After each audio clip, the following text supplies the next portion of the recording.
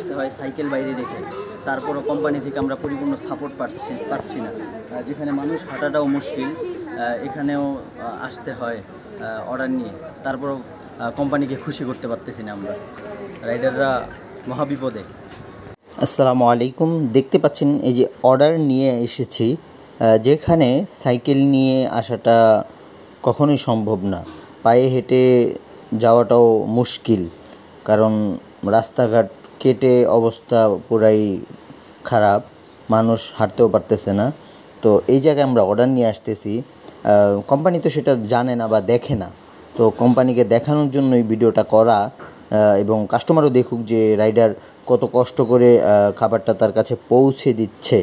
হ্যাঁ, কোম্পানি তো জানে না, এবং কোম্পানি আমাদের বিভিন্ন সময় বিভিন্ন কথা বলে ফেলে, যেটা আমরা রাইডাররা খুবই কষ্টে পড়ে যাই।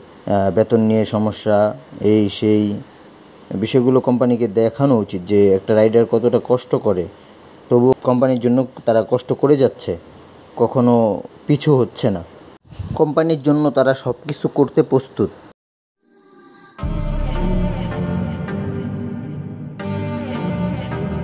Foodie